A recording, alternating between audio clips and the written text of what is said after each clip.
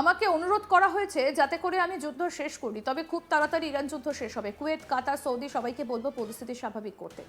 Iran যুদ্ধ নিয়ে বড় বার্তা দিলেন ডোনাল্ড ট্রাম্প। ইরান যুদ্ধে ফেঁসে গিয়ে ট্রাম্পের এখন ছেড়ে দে মা কেঁদে বাঁচি অবস্থা। এই মুহূর্তে বিশ্বের নজর ইরান যুদ্ধের দিকে। আমেরিকা এবং ইরানের মধ্যে চলতে থাকা এই যুদ্ধে নতুন করে আগুন জ্বেলেছেন আমেরিকান প্রেসিডেন্ট ডোনাল্ড ট্রাম্প। বুধবারের পর বৃহস্পতিবারও তিনি স্পষ্ট ভাষায় জানিয়ে দিয়েছেন এই যুদ্ধের মূল উদ্দেশ্য প্রায় পূরণের মুখে। তার দাবি, আমেরিকার সামরিক শক্তি ইতিমধ্যে এমন এক পর্যায়ে পৌঁছে গেছে যেখানে ইরানের প্রতিরোধ ক্ষমতা কার্যত ভেঙে পড়েছে। হোয়াইট হাউসের ঐতিহাসিক ক্রস হলে দাঁড়িয়ে জাতির উদ্দেশ্যে দেওয়া তার প্রথম ভাষণে ট্রাম্প যে বার্তা দিয়েছেন তা শুধু আমেরিকার জনগণের জন্য নয়, বরং গোটা বিশ্বের জন্য এক স্পষ্ট সংকেত। তার কথায় এই সামরিক অভিযানের লক্ষ্য ইরানের তেল বা প্রাকৃতিক সম্পদ দখল করার নয়, বরং আমাদের মিত্র দেশগুলোকে সুরক্ষা দেওয়া। ট্রাম্প ঠিক কি বলেছেন আসুন শোনাই। Completing the mission for which they gave their lives, and every single one of the people, their loved ones said, please, sir, please finish the job, every one of them. And we are going to finish the job, and we're going to finish it very fast. We're getting very close. I want to thank our allies in the Middle East, Israel, Saudi Arabia, Qatar, the UAE, Kuwait, and Bahrain. They've been great, and we will not let them get hurt or fail in any way, shape, or form. Many Americans have been concerned to see the recent rise in gasoline prices here at home. The short-term increase has been entirely the result of the Iranian regime launching deranged terror attacks against commercial oil tankers in neighboring countries that have nothing to do with the conflict. Operation epic Fury এই নামেই পরিচিত এই সামরিক অভিযান গত ৩২ দিন ধরে নিরবিচ্ছিন্নভাবে চলেছে। এই অভিযান ট্রাম্পের দাবি অনুযায়ী এই সময়ের মধ্যে ইরানের ক্ষেপণাস্ত্র এবং ড্রোন উৎক্ষেপণ ক্ষমতা ব্যাপকভাবে ধ্বংস হয়ে গেছে। শুধু তাই নয়, তাদের অস্ত্র কারখানা, রকেট লঞ্চার সবকিছু কার্যত নিশ্চিহ্ন। যুদ্ধক্ষেত্র থেকে পাওয়া তথ্য অনুযায়ী ইরানের সামরিক অবকাঠামোতে একের পর এক আঘাত হেনেছে আমেরিকার বাহিনী। আকাশপথে বোমারু বিমান, সমুদ্রপথে যুদ্ধজাহাজ আর স্থলপথে বিশেষ বাহিনীর সমন্বয়ে চালানো হয়েছে এই আক্রমণ।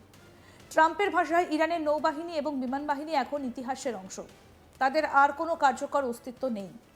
তিনি আরও দাবি করেন ইরানের নেতৃত্ব কাঠামো ভেঙে পড়েছে, দেশের শীর্ষ নেতাদের অধিকাংশই নিহত হয়েছে বলে তার বক্তব্য। যদিও এই দাবির স্বাধীন যাচাই এখনও সম্ভব হয়নি, তবুও এই বক্তব্য আন্তর্জাতিক মহলে যথেষ্ট আলোড়ন সৃষ্টি করেছে।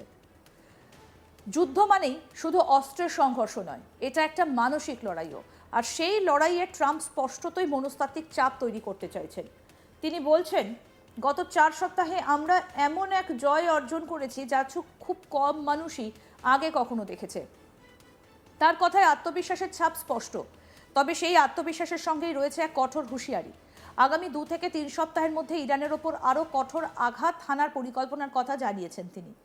তার ভাষায়, আমরা আমাদের লক্ষ্য পূরণ না হওয়া পর্যন্ত থামব না, প্রয়োজনে ইরানকে প্রস্তর যুগে ফিরিয়ে নিয়ে যাব। এই বক্তব্য শুধু একটা হুমকি নয়, এটা একটা স্পষ্ট সামরিক কৌশলের ইঙ্গিত। বিশেষজ্ঞদের মতে এটা শক অ্যান্ড অ কৌশলেরই এক আধুনিক রূপ, যেখানে শত্রুপক্ষকে সম্পূর্ণভাবে মানসিক এবং সামরিকভাবে ভেঙে ফেলার চেষ্টা করা হয়। তবে এখানেই শেষ নয়। ট্রাম্প আরও জানিয়েছেন, যদি কোনো কূটনৈতিক সমাধান না হয় তাহলে ইরানের বিদ্যুৎ কেন্দ্রগুলোকে লক্ষ্য করে আঘাত হানা হবে। অর্থাৎ শুধু সামরিক স্থাপনাই নয়, দেশের গুরুত্বপূর্ণ অবকাঠামোকেও নিশানা করা হতে পারে। তিনি বলেন, এখনো পর্যন্ত আমরা তাদের তেল ক্ষেত্রে আঘাত করিনি, কিন্তু চাইলে তা করতেই পারি, আর তখন তাদের কিছুই করার থাকবে না। এই বক্তব্যের গুরুত্ব অপরিসীম, কারণ ইরানের অর্থনীতির মূল ভিত্তি হলো তেল। সেই তেল ক্ষেত্র যদি আক্রমণের শিকার হয় তাহলে শুধু ইরান নয়, গোটা বিশ্ব অর্থনীতিতেও তার প্রভাব পড়তে পারে। এই পরিস্থিতিতে মধ্যপ্রাচ্যের অন্যান্য দেশগুলোর ভূমিকা অত্যন্ত গুরুত্বপূর্ণ হয়ে উঠেছে। ট্রাম্প বিশেষভাবে ধন্যবাদ জানিয়েছেন ইসরায়েল, সৌদি আরব, কাতার, সংযুক্ত আরব আমিরশাহী এবং বাহরাইনকে। তার মতে এই দেশগুলো এই অভিযানে অত্যন্ত গুরুত্বপূর্ণ ভূমিকা পালন করেছে। বিশেষ করে হরমুজ প্রণালী, যা বিশ্বের অন্যতম গুরুত্বপূর্ণ সামুদ্রিক বাণিজ্য পথ, সেটিকে ঘিরে উত্তেজনা এখন চরমে। ট্রাম্প আহ্বান জানিয়েছেন তেল আমদানিকারক দেশগুলো যেন নিজেরাই এই প্রণালী রক্ষার দায়িত্ব নেয়। তিনি বলেন, হরমুজ প্রণালীতে যাও, সেটা দখল নাও এবং সেটিকে রক্ষা করো।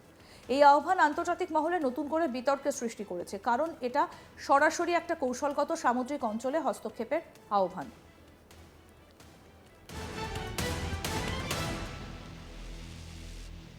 তবে এই মুহূর্তে প্রশ্ন একটাই, এই যুদ্ধ কোথায় গিয়ে থামবে? কূটনীতির পথে কি সমাধান সম্ভব, নাকি আরও বড় সংঘাতের দিকে এগোচ্ছে বিশ্ব? বিশেষজ্ঞদের মতে এই যুদ্ধ শুধু আমেরিকা এবং ইরানের মধ্যে সীমাবদ্ধ নয়, এর প্রভাব পড়তে পারে ইউরোপ, এশিয়া, এমনকি আফ্রিকার দেশগুলোতেও। তেলের দাম, বাণিজ্য, আন্তর্জাতিক সম্পর্ক সবকিছুই এই যুদ্ধের প্রভাবে বদলে যেতে পারে। আর সেই কারণেই এই সংঘাতকে ঘিরে উদ্বেগ বাড়ছে বিশ্বজুড়ে। জাতিসংঘ থেকে শুরু করে বিভিন্ন আন্তর্জাতিক সংস্থা ইতিমধ্যেই শান্তির আহ্বান জানিয়েছে। তবে বাস্তব পরিস্থিতি বলছে যুদ্ধ এখনো থামেনি, বরং আরও তীব্র হতে পারে। এবং আরও একটা গুরুত্বপূর্ণ বিষয় যে যুদ্ধের 32তম দিনে দাঁড়িয়ে আমেরিকান প্রেসিডেন্ট ডোনাল্ড ট্রাম্প দাবি করছেন তাদের লক্ষ্য প্রায় পূরণের মুখে, কিন্তু বাস্তবে সেই লক্ষ্য কতটা অর্জিত হয়েছে আর তার মূল্য কতটা সেটা সময়ই বলবে। কি বলেছেন ডোনাল্ড ট্রাম্প, আসুন আরেকবার শুনে। By completing the mission for which they gave their lives, and every single one of the people, their loved ones said, please, sir, please finish the job, every one of them.